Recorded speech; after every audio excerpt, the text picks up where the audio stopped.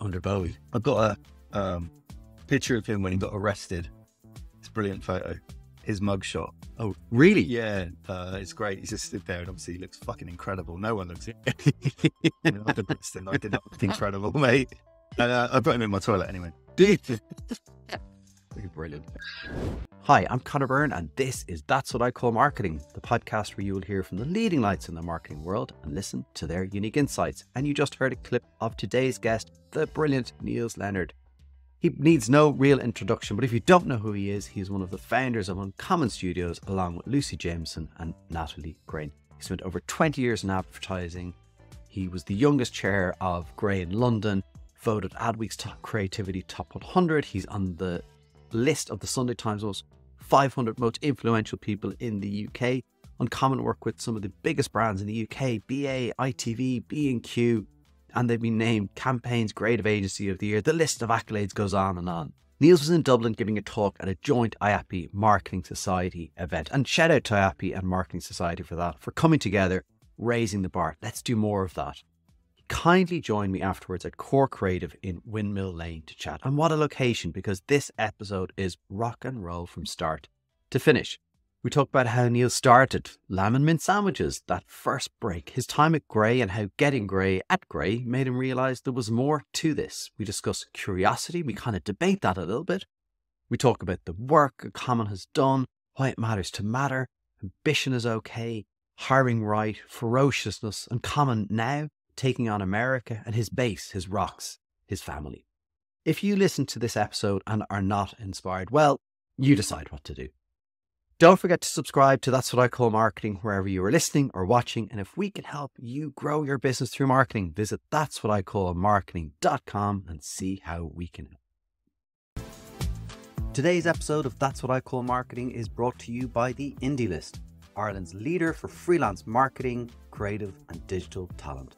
The Indie List provides easy access to hundreds of highly experienced and vetted experts across the marketing services business, quickly and cost effectively. You can check out their full range of services at indielist.ie. Nils, thanks a million for joining me on That's What I Call Marketing. Thanks for having me. Yeah, listen, really, really delighted to have you here. And in person. I don't get to do many of these in person, so right. It's extra special. Cool, yeah, extra no, it's special. good, thanks. Listen, obviously, getting ready for this, I was kind of looking into, you, not creepily looking into you and your background, but art is in your DNA. You read your dad was a tattoo artist. There was music around the house. Was always kind of destined for you to do something in that line of business? Kind of no. I mean, I'd love to say yes, but I don't think so. I mean, yeah, my dad was a tattooist, but my family were very creative. My mum loved music and loved whatever, and we all played instruments and all that stuff. But I don't think either of my parents, and certainly no one in my family when I grew up, thought that we could make money from it. Right.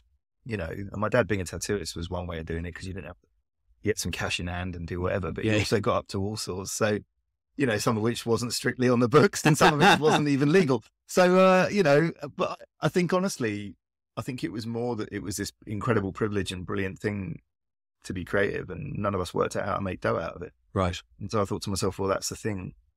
How do I make some money out of something I really enjoy? And from a working class background, that's not a conversation people have. Yeah. So where did you find that path to kind of go, actually, you called it, what was the slutty version of art? Where did that come to you? No. I want to tell you that I read it and I just made it up. Right. I swear to God, I just made it up. Basically, there was a load of film, one or two things, Strangely Dangerous Liaisons with John Malkovich and Glenn Close. Obsessed to me, that film, and I couldn't work out why. There was all sorts of it, loads of love and shagging, of course, but this weird thing about a game you want to play with yourself and who are you and who aren't you and all this. I basically just started to refine this kind of taste and this belief that someone out there was making this work. I'd go to the cinema and see fragrance commercials, and those are fucking amazing. And that was when they were good. Yeah. But I was like, and I told myself this story that advertising might be a place where my gab and my speed and my whatever might be put to use, and I might get something creative out at the same time. Right. And I wish I had something other to tell you than that, but I've kind of manifested my whole fucking life. Yeah, before that was a thing. Yeah. I went to the job set. My dad was like, you've got to get a job. You're awful. And I went and tried to do some landscape gardening with him, and I was just embarrassed. You know, I was fucking, he was like ashamed of me. I ordered a minted lamb sandwich in the cafe, and he was like, I stopped. "What's fucking wrong with you?" To this day, he takes the piss out of that. You know, one cheese and pickle, yeah, another cheese and pickle, yeah, I'll have a minted lamb. He was like, "Who are you? Who the fuck are you?" So all that, and I went to the job centre and said, "Have you got any jobs in advertising?" She went, "Well, I've never been asked that before." She said, "Let me have a look," and she said, "I got one job, and that was the job I got." Those are moments, though, weren't they? They're kind of seminal. You know, if she'd kind of gone, "I've never heard of it," out you go. You know, who knows? But like there's always luck and chance and moments in your life. But I also read that you read a lot. You found people that inspired you, and you just got curious about it. How important was that in I think my wife disagrees. We talk a lot about this. I'm obsessed with heroes and with villains. Yeah. And in life, though, not, you know, and your proximity to energies and your proximity to people who are doing things you think is special. People think they can't be in the orbit of that, but they can. Right. And I'm obsessed with breaking down those barriers. So people like Nick Cave, I've been obsessed with for years. We've made a film with him.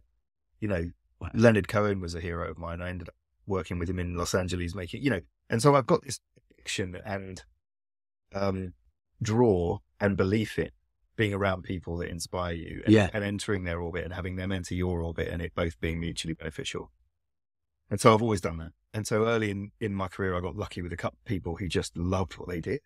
Yeah. And they taught me to love what I did, and that was good, you know, and I've followed that ever since. Really. Infectious. Yeah. The kind of. Well, just passion is always really attractive. Energy is attractive, isn't it? But someone who loves what they do is attractive. But also, I learned the power of it. I learned that when you were really good at it, I looked around me and I thought, what's the difference between this person and this person? And the person with the corner office or the person that everyone listened to would be the person that loved what they did more and were able to articulate it and were able to speak to it and they'd take it on their journey. And I was just like, okay. Yeah.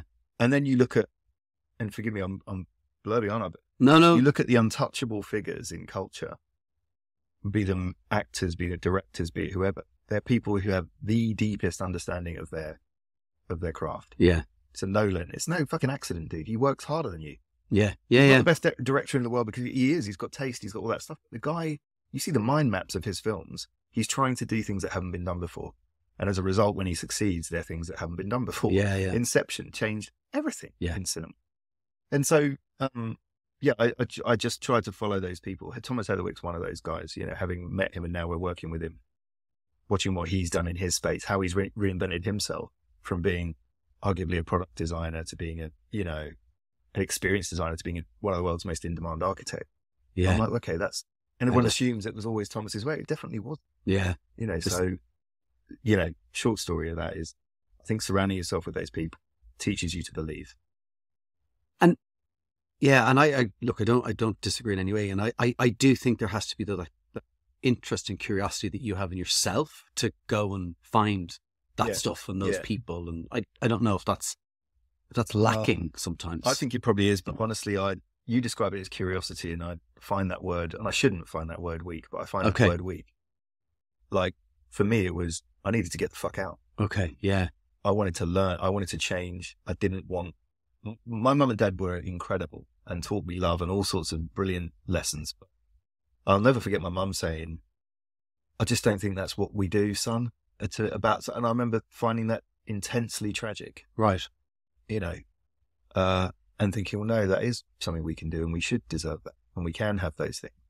Yeah. And that's something that's stayed with me my whole life. Yeah. You know, being outside, I hate.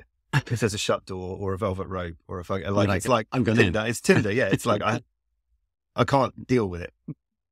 What do you mean no? Yeah. I just can't. And so, yeah, I've learned to go.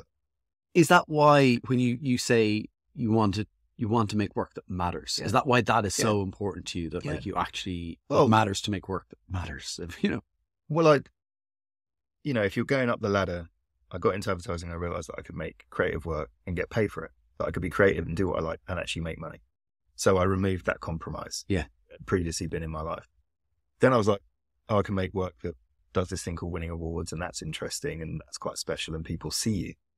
And then I saw work appear and I was like, hang on, that's way beyond that. Yeah, it's winning awards, but that work in the world was famous and people in the real world talked about it and people in the real world loved it. Yeah. And I saw that in terms of film that was made. I saw it in terms of products that were made, freight, whatever. And so I was like, well, that's the ultimate goal, isn't it? Yeah. You know, if you're going to keep going up that ladder, at some point, you're going to be asking yourself, well, how do I make something that's a reference point? How do I make something that speaks to someone like me when I was 16? Yeah. And that was one of the reasons you said about setting up Uncommon Studios, was the ability to matter and make more work that matters. Well, because you've talked about Grey, and you started to make work that mattered there. You know, it was an overnight success. Apparently, it took 8 years. It changed my hair color. The overnight success that turned me grey, literally grey. Yeah. Thanks, Grey. Yeah, no, that was in the contract. Yeah, right. Was it that you weren't able to make enough of the work that matters in Grey, or what was that moment? You're like, we need to do this ourselves.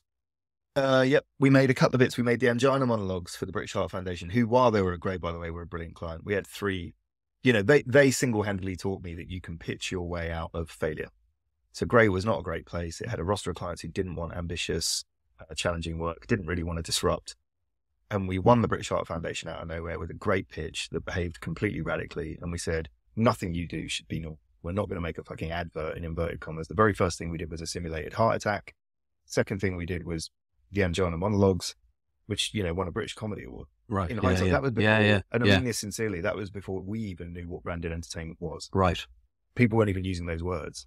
So we basically made a comedy show that lasted for an hour. Female comedians teaching you about heart disease through comedy, hosted by Victoria Wood. You know, it taught me so many fucking lessons, that entire project. And then we made Vinnie Jones, you know, Staying Alive. Yeah. Oh yeah. And so that's amazing. That taught me as a canon of work was, if you pitch and start a relationship in the right way with the right ambition and then follow through on it, well, you can just make that work all the time. Now, of course, Grey was great, and we did a load of those pitches, but we also did pitches, you know, because we wanted to win. Yeah. And we also had a load of clients that weren't making it.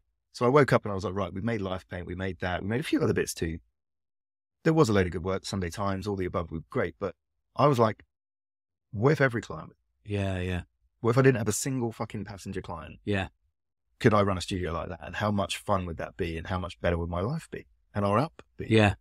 How scary was that moment? Because I mean, it's a big step. You know, you're in a really good, safe job, lucrative, well paid. Yeah. You know, all the things. I was rich. Yeah, 60-year-old you was probably going. Well, maybe you weren't, but like, you know, it's a lot to kind of have that moment. Like, how was that?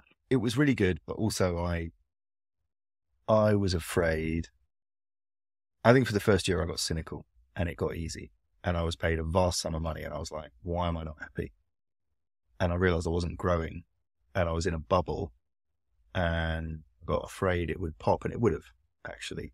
I really believe this. I think I was not going to be happy, and I think there was just a weirdness to it, that it had got big and it had done its thing, but there was nowhere to go really other than trying and keep the whole place inflated and try and, you know, it was speaking the wrong stuff to me. There was stuff underneath it that was saying, if you stay here, you'll die. I mean, in a weird way. And so I was like, no, I've got to do something. And I started talking to Droger, actually. Oh, did you? Yeah. Not a lot of people know this, I don't think. I don't know about doing something with him in London, and I am denied and eventually didn't. And he called me one weekend and went, he's a really smart dude. And he went, yeah, all right, you're not going to do it. Yeah, fine. But I'll tell you what, you're also not going to do. You're not going to stay where you are because you can't now. Right. So good luck starting your own thing. I was like, fuck, okay. And he kind of articulated, I think, how I was feeling in a way that I hadn't quite yet. And so then sat down and went, right, let's do it. Wasn't an easy start. Were they trying to pull you back? No, they were trying to fucking fist me. They were trying to sue me. No, I mean, you know, they were scared and angry, I think, at WPP and whatever. And, you know, I don't agree with their strategy. But they were. And so as a result, they were trying to use contracts and legals to halt our opening and to mess with it and to distract us. Right. Someone's strategy, fine. And so, we had a tough start. We couldn't build clients. We couldn't speak to anybody. We had no money in the bank. So it was a standing start. Wow. Side. In many ways, I'm grateful for it. Are you? Why? Yeah. Well, because it made us fucking ferocious. Right. And also I was like, I'm going to fucking eat you, man. Right. I'm going to come for all your shit. I'm going to come for all your stuff, man. I'm like, I'm going to, and weirdly, I kind of didn't in the end. What I realized is I didn't want any of their stuff. Right. That's what I realized. Okay. But it gave us a ferocity and it gave us an anger that I now realize we eat like fuel. And is that still 6 years in, that the ferocity is still there? Not at them, but just in general. Yeah, 100%.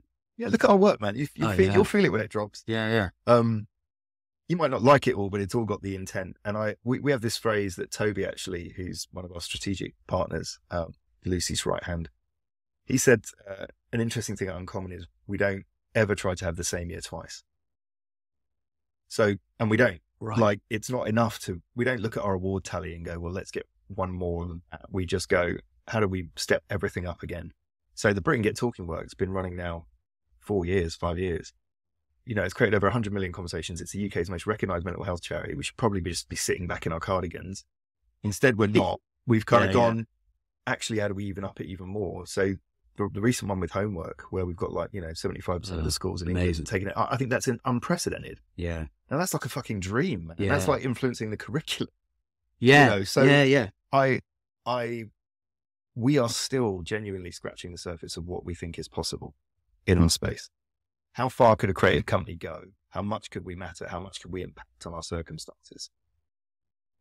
Globe, never mind. Yeah.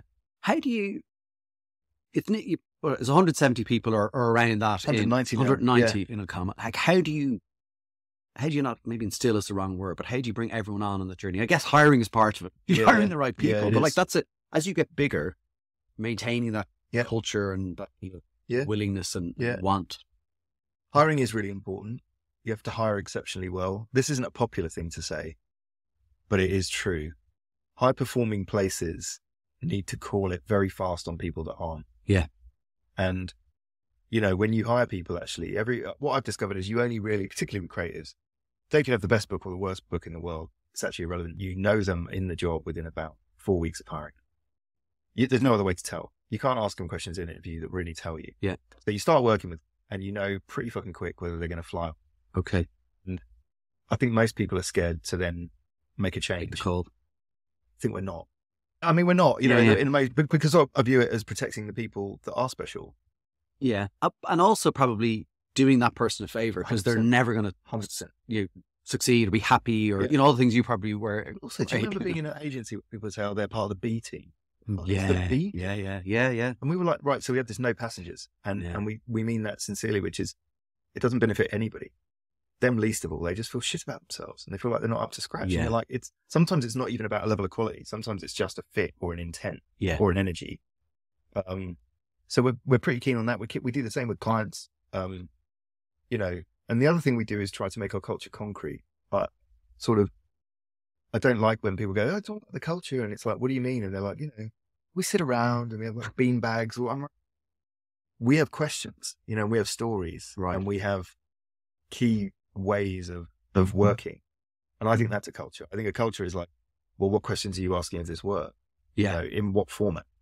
And there's uncommon questions we ask. How's it famous? What's the icon for the idea? How's it going to travel? How's it going to be shared? What will someone say about it? What magazine's going to talk? We have a litany of this stuff. And that's culture. Yeah. To the point where,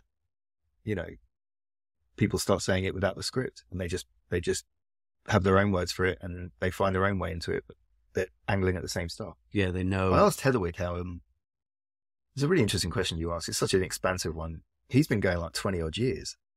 I hadn't realized. And I said to him, how do you do it? How's it so good and whatever? And he said, look, everyone can talk a load of stuff, but he said that he had 6 or 7 people who'd been there for 12 years, who were his right hands, basically. Yeah. It was like, they speak the language, they understand the intent, they have their own way of doing it. But that's ultimately it. Yeah. Have you got enough people that get what you're trying to do and then take it further? And it's like, I think it's interesting there is like, if you were pulled out of the equation, that it still goes. Like, do you know what I mean? That is still there. It's innate in people and I think so. They get it without you, because I think there's always a risk and danger that the people are, without him, Yeah, of course. It's like, well, no. Yeah. Well, honestly, I think there's a spirit at our place of kind of fucking in the nicest way, which is what I'd have said. Yeah. But Christopher and Benny and got some amazing people, Taya, Cecilia, Ellie, Elisa, like there's wall to wall people who you could have got in this room and asked about the uncommon process, and I would argue they would have all said it in different words, but they all said the same thing. And I'm like, those people are the ones, and they hold, Christ, man, I'm held to account by my junior creative teams. You know, I have what we call reviews with them, and I feel reviewed, not the other way. Right. Like, Okay. Okay. You know, like they're pushing you on there's a real fucking spirit of challenge. Brilliant. You know, it's not comfortable. But that's great because there's a sense, like, you have to create, and again, culture being, you know, a bit of a shit word, but like the safety in a way of people being, I'm okay, I'm going to, you know, if I don't agree with them, I'm going to say it because there's respect. 100%. Yeah. But, well, there's a personal ambition, which is the thing. They're not trying to get on. You know, right. They're sort of going, I came here because I was going to make the most important work of my life. And you're getting in my way. And is what you're saying going to make it happen or not? Right. And so there's a real, it's quite ferocious. What's the energy like in the place? Because Hi. You know, don't take all the caffeine out. No, it's good. Look, honestly, it's a really trusting, very high performing place, but it's incredibly open and everyone's very, very generous. But the energy, there is a real spirit at camp. People fucking say stuff. Yeah. And very fast. And the level is really high. But the crew there are a fucking crew, you know, they die for each other and they rescue each other, and you know, it's really inspiring. It reminds me of I haven't worked in a Michelin star kitchen. I did work in kitchen, but it reminds me of a kitchen. That level of just the, you know, the pace you can't let up, because a bad dish goes out. That's it. But that's our view of the studio. Yeah. Bad dish goes out. Like, what are we? We're not common. The only point of difference we have is our level. But I remember hearing this thing about BBH, and I had a perspective on it at the time, and someone said back in their heyday, they called it joyless. I remember thinking, well, what happens when it's not excellent? It's just fucking joyless. And that's how I remember thinking, I don't think uncommon is joyless. Yeah. I think it's ferocious, and I think it's bright, and I think it's fun, and I think it's thrilling. Yeah. I think it's the most thrilling place people might work, because the stuff we do has been done. Yeah. No one made the One Second Sleep before. No one stopped national television for Get to. We do that shit every other month. Yeah. And so I think it's thrilling. The work is phenomenal, and it's like, it's incredibly well known. I love the recent Communion Saves. Oh yeah, cool. Gosh, yeah, great. It's just like, it's attitude, it's punk. Thanks. It's like, it's like, that comes from Dan, man. That the founder of Communion is one of my favorite people, Dan Hegarty. You need to get him on here. Yeah, he's incredibly special, massively, again, articulate to that whole conversation. And he started Habito, you know, originally, and went and did Communion, and he's just a very special dude. But Dan called me one day. I'm on Lamb's Conduit Street, pick up the phone. We ended up 45 minutes. And he was like, you know, he basically said no one should die poor. Wow. Whoa.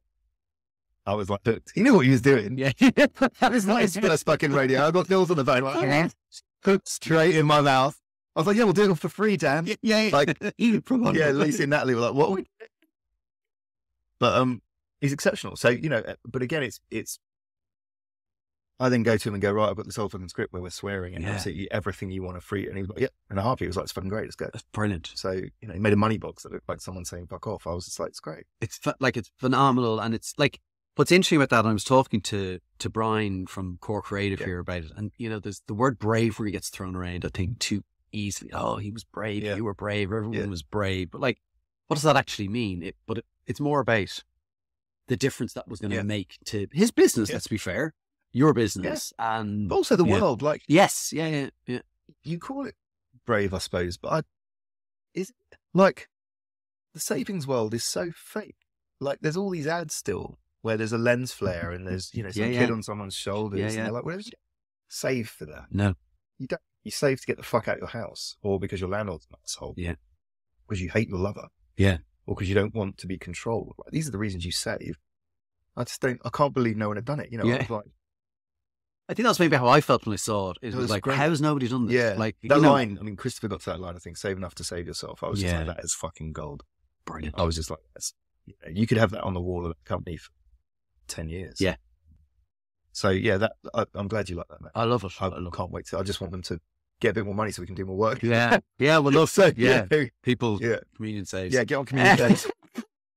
My kids are going to kill me if I don't ask about Ep33. Oh yeah, let's do it. Now, so I said, I'm going to meet the guy who, anyway. I haven't got any codes. I can't give you codes. So they said, my 10-year-old was like, well, you got to ask him why, like, Ronaldo and Messi weren't on the cover. I said, I don't know if he has the answer to that, but. Oh, because they're not the best players in the world? disgust. You just drop that hand grenade. Yeah. He's a Liverpool fan, so I know. Can't it. But a phenomenal piece of work. Yeah. A bit like, obviously that was a big departure for EA Sports. They were moving away from like the FIFA legacy and had to create something that I guess was new, but still people felt connected to. It was going to be the same game. That's right. Talk to me about kind of how that came about and your role in it. Brilliant brief, sort of brief. I would argue we built the studio for. You know, we always said we wanted to be on the receiving end of the most influential and important briefs of our time. Was the guff that we wrote at the start, and I was like, that is a genuine ambition. And when that came in, it was like, okay. DJ was my lead client, who a guy called David Jackson, who is phenomenal. You know, and again, everything you're liking is a result, I think, of the partnerships that we've created. So DJ came and he said, look, it's a real moment. You know, it's a moment in many, many ways. And you could have approached that whole situation, couldn't you? Two ways. One way could have been, it's a don't fuck it up. Yeah. And I think a lot of the organization probably wanted it to just be a don't fuck it up, which is you don't have to shake the earth. Yeah. Just have to make it nice and people will buy. Actually, DJ was like, no, this is a reset moment. It's an important thing to have done. Yeah. And it's the biggest entertainment property in the world. And so it was like, fuck. And I'm saying that in hindsight. I wasn't there at the time thinking that, but it's, and the BBC called it the biggest entertainment rebrand ever. And I was, what? The thing I was desperate for was a story in it, because a lot of design work in the studio, runs a legitimate design practice. We've done some work I'm very proud of in that space. Some design work can be a process of almost creating something that isn't spotted. Yeah. You go through a redesign just to make something feel about right. And no one really notices it. And it was not that. I was desperate to have a story inside it and something in it that gave that new property meaning. And so when we discovered the control triangle, when we talked about the world game, we talked, none of us can change the game like all of us. 150 million players. We were like owning the control triangle. Then the magic trick of that having hid in plain sight for 20 years. Yeah. That was enough of a story for everyone to latch onto it to go, okay, that's good. That's got some depth. It's not like, here's a new logo. Do you like it? Yeah. It's irrelevant whether you like it. Here's the story. Yeah. So it felt to us like it was a get out of jail. But you did a huge amount of stuff for them, activations and loads, yeah. Loads, was that new at the time for you, or no? We did a bit of that stuff, but not on that level. Right. I mean, two things I still marvel at: the amount we were let into the game, the experience of the game. If you look at the branding, the typography, the angles, the grids, the coloring, we lived through the whole experience. Did you? Yeah, my boys wanted to know that as well. You'll sit there playing it. Right. I mean, dude, you'll see it, like the animation, the way it moves. It's in the center of the game for the entire experience. Yeah, which I'm just honestly still, very privileged, I think, to have done that. But then, we launched it with a load of stuff outside of it, but we also had a 3-day event, Clubhouse. Yeah. That was definitely the most ambitious experience. I mean, we had every baller known to man. We're like Ronaldinho, Drogba, like my heroes. And in a 3-day space in Amsterdam, and we sort of promised ourselves somewhat naively that every touch point would be remarkable.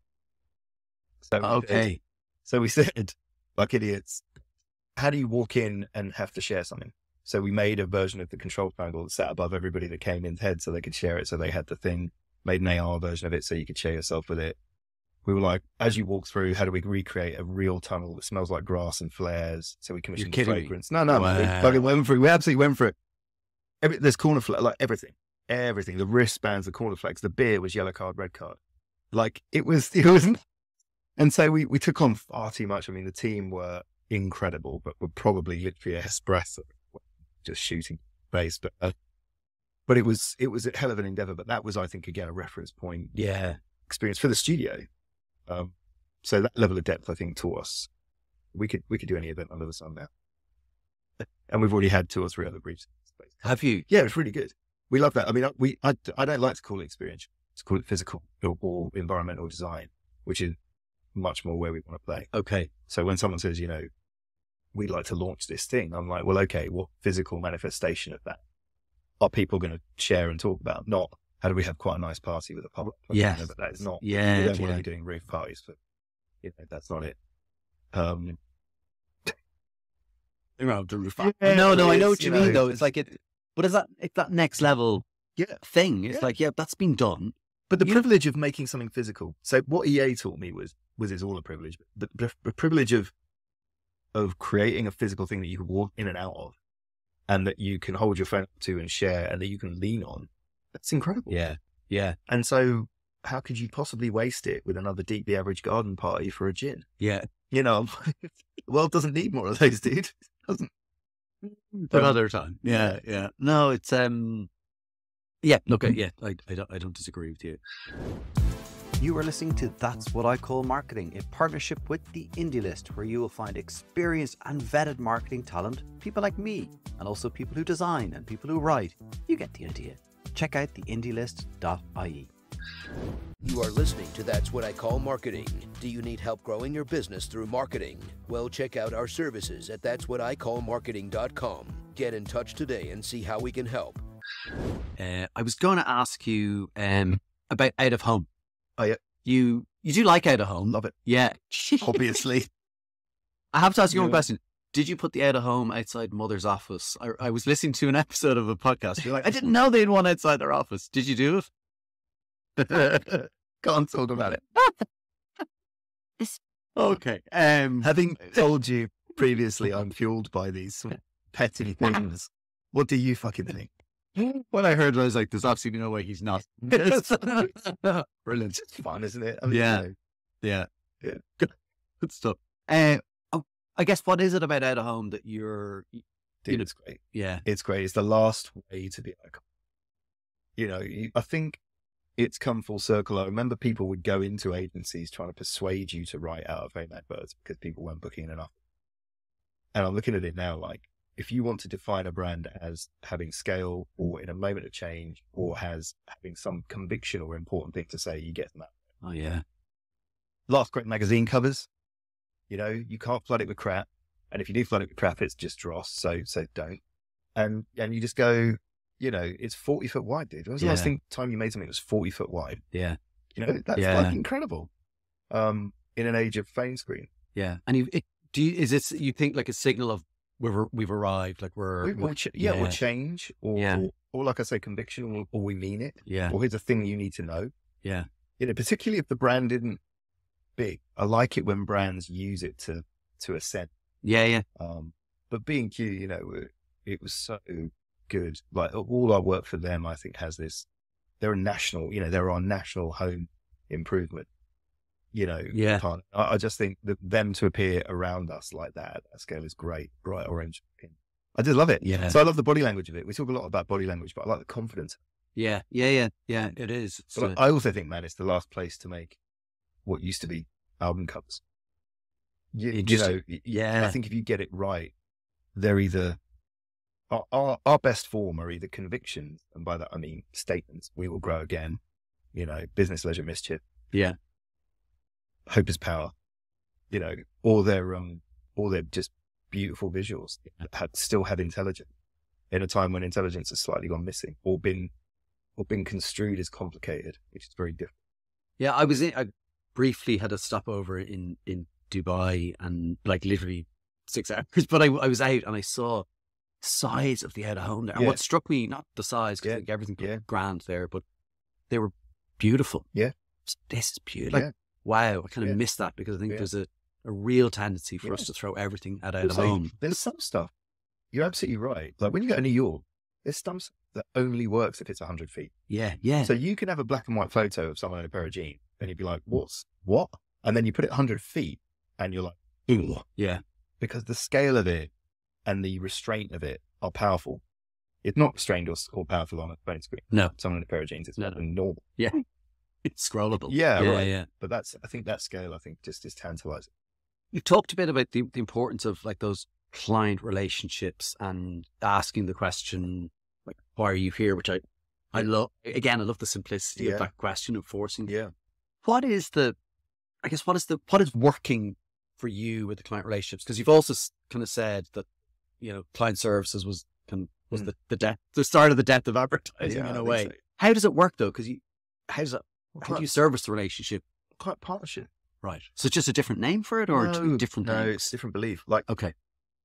I think we are in service, but not necessarily of our clients. I think we're in service of a bigger mission. So with ITV, we're in service of reminding the UK that their broadcaster is the broadcaster, that one of the only people that can hold a mirror up to it. One of the only, you know what I mean? And so we're in service of something together. And our best partnerships are genuinely leveraged with equal ambition. So Paddy at B&Q, DJ at EA. I mean, DJ at EA in our first couple of months was like, what was all the fuss about? Is this really the best Uncommon has? Like, kick my ass. Really? Yeah. And it was like, okay, you asked for it. Our best clients are not people who want to give people money to be pandered. Our best clients are people who come to us with a genuine need for some form of change or some form of impact. Yeah. And they believe that we are best placed to give. And so the conversation isn't one of, in my parade of show ponies, do I like this one most? It's, those guys have a real fucking point to prove. And if I need what they offer, there's only one company. Yeah. There's only one studio I need. We're not, I would argue we're not in the same business as other studios. Yeah. So that's what it's in service of. And I've always believed as well, and our clients wouldn't say this because they're lovely, humble people, but I want them to grow and be successful. Yes. I want everybody that works at the studio to become brilliantly successful and known. And, I would argue that that's also something we both give each other. There's no way I could talk about Uncommon and not thank Dane Caroline McCall and Hamish McVeigh and all these people, because they've been a critical part of our story. Yeah. The reason I'm sat with. But they're also, I guess, it is a critical part of their story. So is there a need then for more marketing leaders? I guess, there's only one Uncommon, but like marketing CMOs to kind of be going, to see that, to go, I actually need, this is elevating me, 100%. The company, the agency. 100%. Yeah. It's not bad. No, and I think there's a humility, particularly in the UK and Ireland maybe, and it's lovely, but it's also limiting. Yeah. And that humility, I think, is stopping. Let's talk about the Irish market very quickly. I think you've got some very, very ambitious creative people here, but I think you've all talked to each other in a way where now no one's come out and gone, no, here's our story, I have this to add. In an arrogant way, like I don't have very long here. Yeah. And this really matters, and I think they don't have to be CMOs, they could be founders, which I wonder is a clue. But I think a crew of people here need to come up and go, right, I've got, if the 18-month CMO cycle is true, I've got 2 fucking years to do something here. And I can either get through it and glide, or I can become a reference point for my time here. Yeah. Now you look at people who've done it globally, like Fernando Machado, David Patton before him at Sony. These guys have all benefited from having a pop at it. Yeah. And I would just say that I would argue that a CMO that put their head above the parapet here and said, I want to do 2 years worth of very, very famous work with some partners that care. I think they'd have a queue around the block from Irish creative jobs. Yeah. Because I spoke to those guys, I know how hard they want it. Yeah, they do. So I feel like, I don't know. A really interesting question today at the talk from one of the CMOs who was like, what brief how'd you get people excited about a brief? I was like, really not hard in Ireland. You take it personally and tell them you want to do something that becomes a reference point that matters to you personally as a client.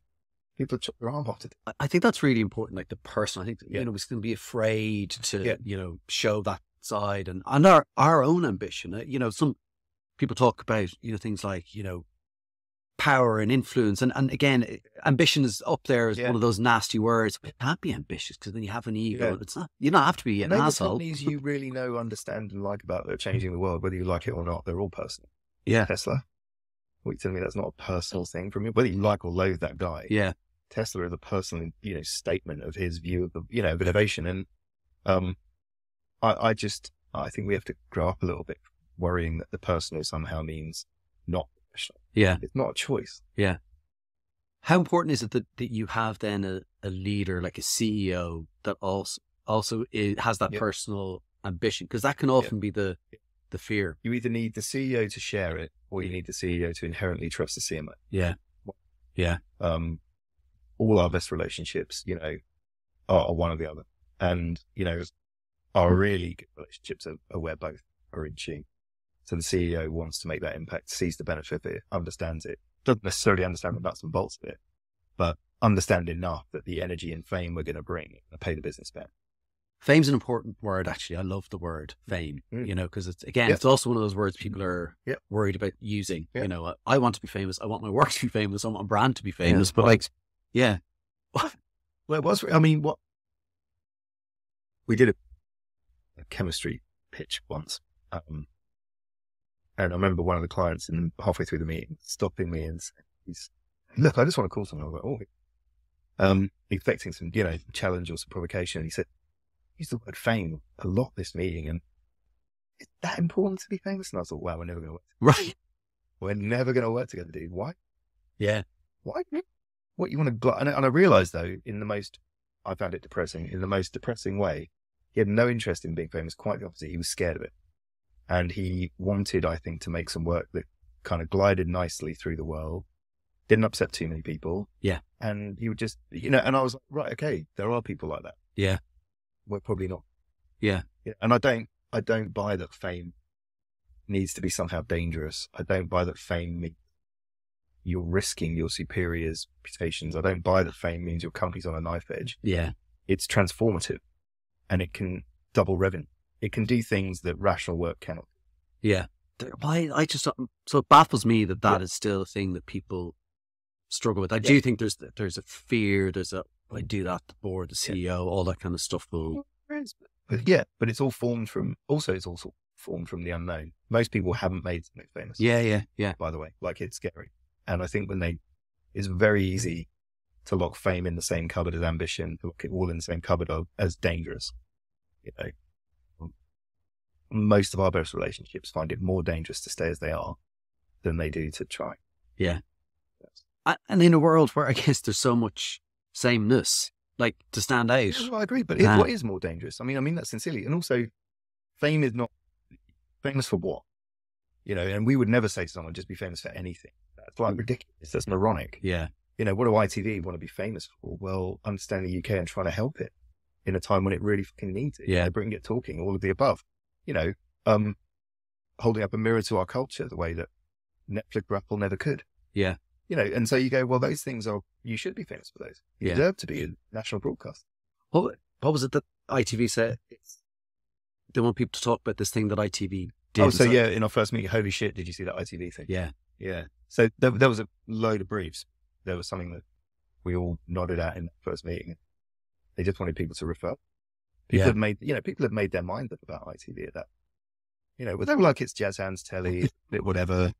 It's like, and I think they've just gone, that's what it is. And actually we're like, no, they had a trans storyline in Corrie 25 years before we were even talking about that issue. Right. They've been, in the UK's thickest subject matter, however long. And we were just like, that's what we needed to get back, as well as some fun too, Yeah. Yeah. That's important. And then you also talked about the 70-20-10, which I thought was good. Is that kind of a permission piece for people to go, let me try a bit of this? Yeah. I mean, look, what's your appetite and recipe for risk, I suppose, or what you consider to be risk? Yeah. And some organizations enter wholeheartedly into that. I think Dan Hegarty at Communion believes that, I don't think he has a relationship with it at all. I think he just thinks if it isn't disruptive in some way, he talks about why on earth would I spend a single penny doing it? Other people don't feel like that. Yeah. There's plenty of them in sliding scale that also, in the wisest way, want help organizing their organization. Because the CMO might want it with all their heart, and they might turn around to the whole organization and they find out they don't. And so at that point, you all have to work together to construct the narrative for that company that lets them do it. Yeah. So 70-20-10 with us going, look, 70% of the money, spend it as you are, 20% of it stretch it, but in the media you usually spend it in, and then 10% that shit. Yeah. Go for it, and it's risk money. And that's where the life paint money came from. Oh, is that came from a 10% bet? First time we coined that sort of phrase, we sort of went right, and we had life paint, a couple of other things, and life paint rose to the top, paid them back. Now a part number. Is it actually? Yeah, it's a part number, and of all their leadership, you can order life paint. Wow. Yeah, but here's the learning. Here's the real learning, man. If I could go back however long, I wouldn't have spent 9 months having this conversation, helping organize that company, although I'm really glad we did. What I'd have done is gone straight to Albedo, made the product myself, and then said to Volvo, I'm going to launch this. Would you like to help? Not, can I please launch this? Right. So actually, you talked about that, like going, getting it done, making it real, and then people go, "Oh, I need that thing." Yeah, the dynamic of the conversation completely changes. They're going to do it anyway. Should we go along for the ride? Yeah, it's a totally different conversation. It made me think. Actually, I remember years ago working in an agency, and brilliant creative director Brendan Flaherty here, and more Irish name. But they wanted to work for a specific client, and we kind of did this whole piece of work. And actually, when you talked about that earlier on, I was like, actually, the mistake we made is we brought it to them, and we showed them and said, "We've done this. We think you'd love it. We think we're great." Whereas we should have actually gone and said, "Brand B 100%. Are going to do this." Yeah, sure. Yeah. Well, one is a request. Yeah. And the other is a gift. Yeah. And they're very different, and you receive them differently. And a request is, particularly in our environment, oh, why do they want to do it? Have I got enough money? Have I got enough time? You're already on the back foot. Whereas the other is, these brilliant people that I now have a newfound respect for because they're doing their own thing are letting me have the chance to play a part in this. Yeah. Completely different. Isn't it? Far more likely to get reframing things. I do want to talk to you a bit about diversity in the industry. And this is two white guys sitting in a room talking about diversity. But how do you see it? I mean, you have 190 people working in Uncommon. I think one of the things for me I often think about is, are we able to reflect our audience and understand the audience enough in the work that we make with the people that we have in the industry? I mean, no. Again, mechanically, right or wrong, I view it as a competitive advantage. We've always viewed it that way. Like, we're the only majority female founded startup of our size in Europe still, which, what? It's more for me like, and I try to transform the conversation, because when we go, we reflect on our audiences. That's the grown-up thing to say. It's true, but it's the grown-up thing to say. How fucking good can we be? How radical can we be if we haven't got a diverse array of voices and minds? How could we possibly hope to be properly radical? How could we possibly hope to have new views and genuinely new ways of looking at the world if everybody in the room is the fucking same? Yeah. That's me. I'm selfish. I'm like, I want a company that is smashing it in ways that people aren't familiar with. And by that, I mean the populace. So therefore you must be diverse.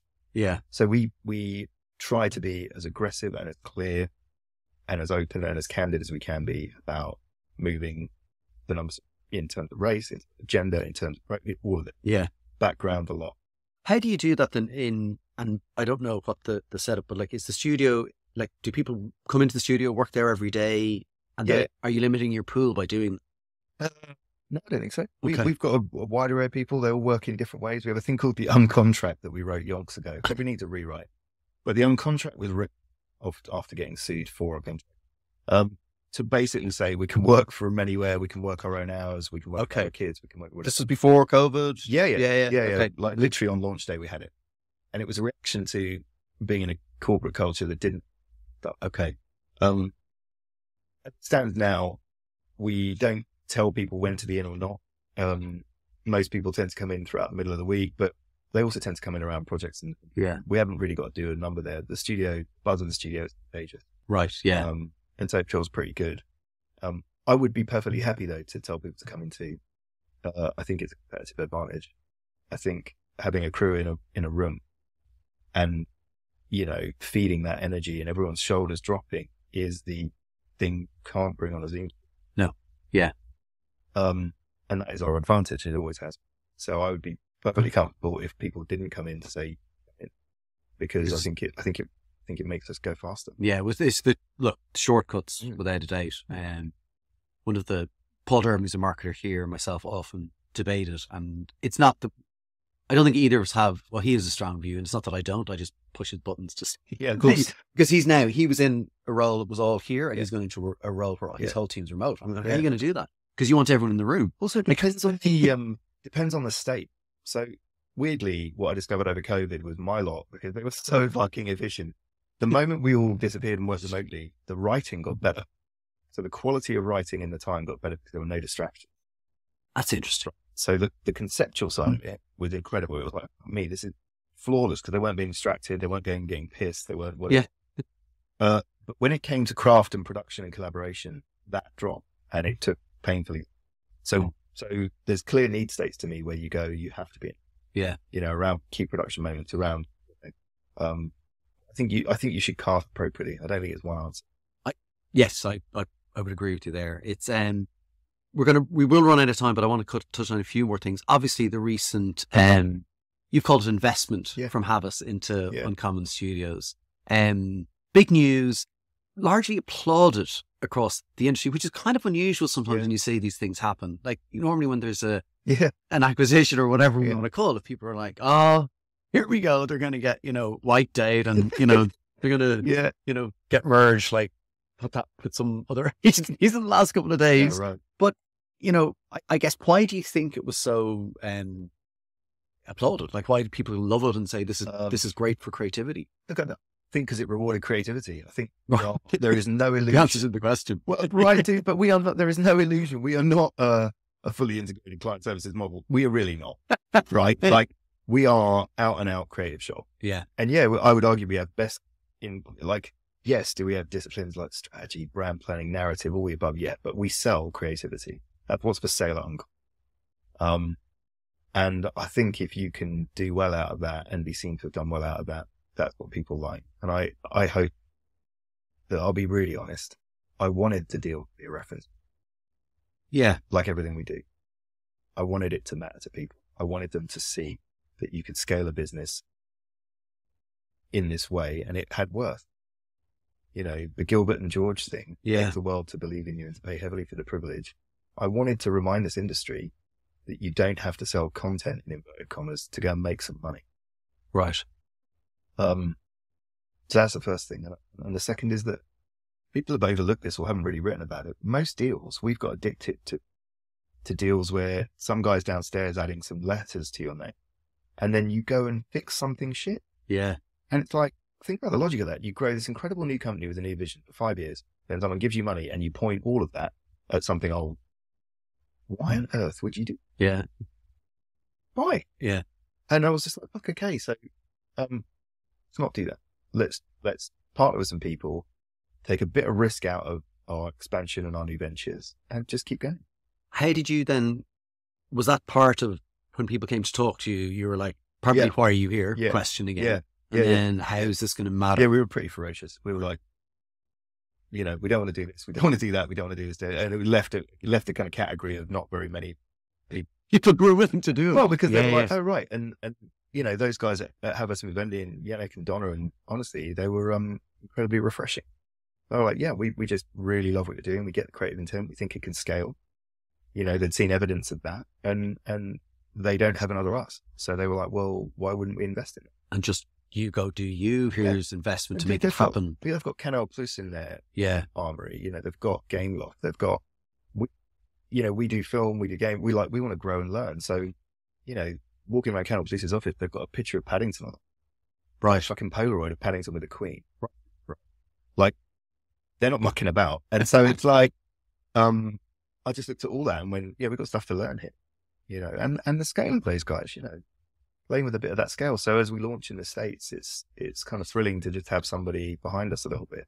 It kind of goes back to that earlier point maybe a bit, and the maybe weakness of the word curiosity, but you constantly have that. You're looking for what's next, what can I learn, where can I be better, where can we just blow this up? Maybe I need to reframe my view of curiosity. The way you talk about it is right. I just I think that's right. It's hunger. Yeah, it's hunger, and it's also a terror familiarity. Right. Oh, yeah. Yeah, really scared. Really scared of sameness. Yeah, accepting. Yeah. You talked a bit about cracking America. It made me think of bands that are like huge in Britain and want to crack America. How's that gonna work? And how are you? No idea. Yeah. When we started, we and others, by the way, were worried that that vision, that's great, but it'll only work on challenger clients. And then we won B&Q and BA. Yeah, right. Yeah. And they were like, yeah, that's great, but it'll only work in Britain. And then half our revenue is global. And I think the experiment is, well, how can the way we see the world, how can working with people in moments of change, how can that coincide with a country in the biggest moment of change of history? Yeah. And what a brilliant privilege it is to open officially there and play a part in it. I've always loved the idea that you go where the heat is. Where it's hot. Yeah. Yeah, but it is. But there's energy too. Yeah, there's energy. I was in New York maybe a year and a half ago, and the energy was, but I'm not sure if I loved the energy. Look, if you look at our MO, the woods are burning. Yeah. All of it. I'm not saying it's all good. Definitely is. But it is and it is happening. And people are going to need lots of things. They're going to need levity, and they're going to need entertainment, and they're going to need things in the world that remind them of humans are nice people. Yeah. And what a powerful time to be in charge of or custodian of some of these brands and be able to say, this is how meaningful we're going to be. This is how we're going to matter in this period. This is what people are really needing or missing. And I just think that's an amazing privilege. And, you know, at the very least, we just give them people some ways to laugh through it all, I think. Well, that would be nice. That's a very, it's needed. Are you going to document it? Feels like something that'd be interesting. Probably should. Yeah, probably should. I mean, yeah, maybe. Yeah, maybe. Be brilliant. I'd watch that. Like seriously, I mean, that would be phenomenal. Like, I mean, you're at this point of, you know, massive opportunity, as you say, such a moment in that country's, you know, journey. Yeah. And to document that and show how creativity can potentially change. Yeah. Let's do it. Yeah, it's interesting. No way of doing it. I can't bring my laptop with me and do it. I was thinking, just set it up like this. How do you continue to find, I think, like the heroes and people that inspire you and, you know, keep you, I guess, fresh and creative? Yeah. I'm addicted to it. Right.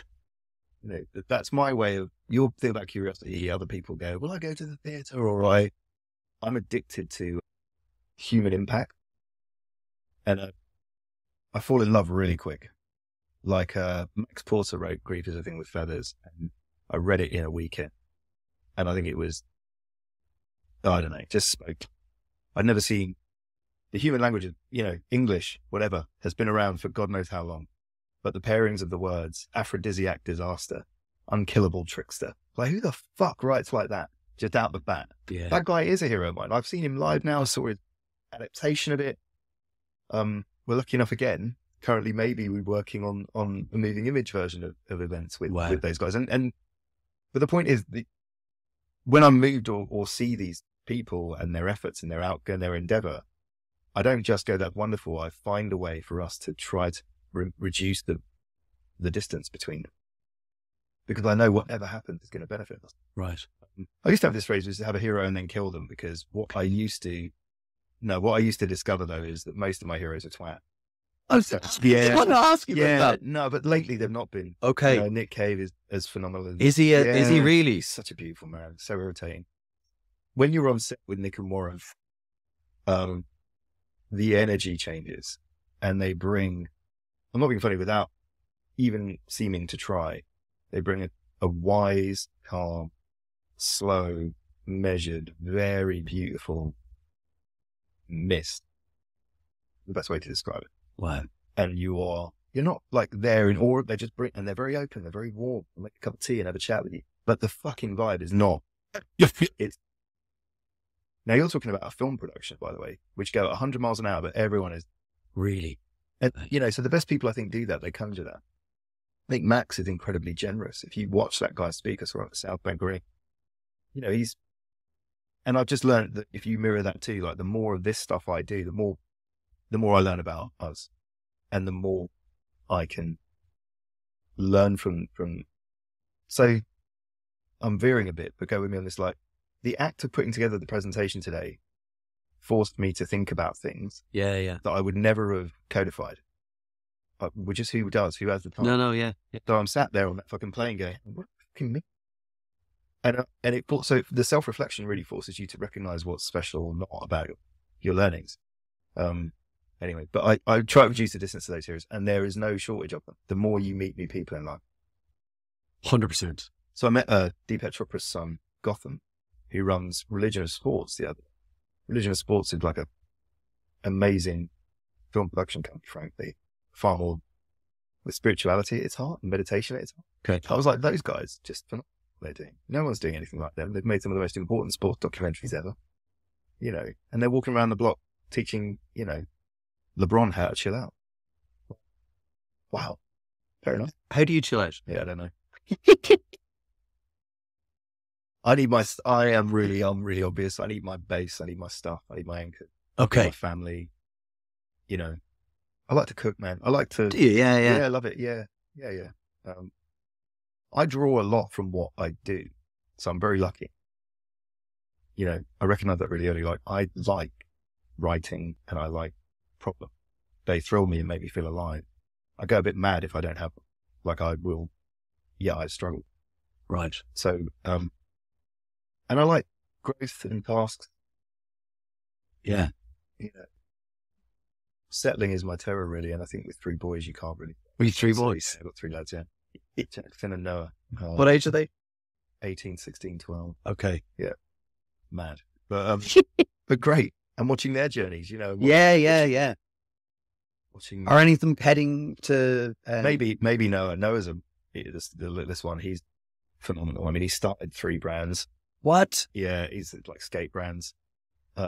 He got on Discord before I knew what it was and was recoding Minecraft and recoding Roblox. And I was like, okay. So if I could, I mean, when I say maybe he's heading our way, I'm like, I don't think I think Noah is the different way. Yeah. So there's something in it. Kid is driven by something else. The other 2 are totally not the same. Jack's studying Mandarin. I'm like, really? Yeah, like, what? Is he my kid? I'm a really smart Milkman. Milkman was incredible. I'm like, dude, he's got a photographic memory, you know. I'm like, what? Oh. And Finn is the most emotionally intelligent person I've ever met in my life. Like, he's like an old soul. I feel like he's been here 300 times. Wow. He's like, he's Nick Cave. Yeah, he is. He is. Be around him, you just feel good about it all. I'm like, wow. How he does. So they're all. I love that. Your anchor, your base. They're there. That's it. That's you, my thing. and that's your. So people are like, "What do you do?" I'm like, "I need that." If that's fucks, I'm fucks. Yeah. So great bands. Niels, thank you so much for spending so much time. Absolute joy. It's, just no wonder things are going where they are for you. Honestly, your energy is phenomenal. People said it today. Thank you. And it's Thanks, man. And thanks for taking the time for this. Listen, I thoroughly enjoyed it. Listen, thanks a million. See ya. Thank you. Never meet your heroes. Well, I definitely met one today, and he did not disappoint. There's something different about Niels. He has an energy that is beyond infectious. He pushes, he prods, thinks deeply, and wants to leave a mark. And he does. As I said to Niels when we spoke, he's like a Michelin star chef, like a 4-star Michelin star chef. He's creative. He knows what excellence is. He expects it all the time and actually wants every plate, every piece of work to be better than the last one. No dropping of standards. He accepts and expects fame.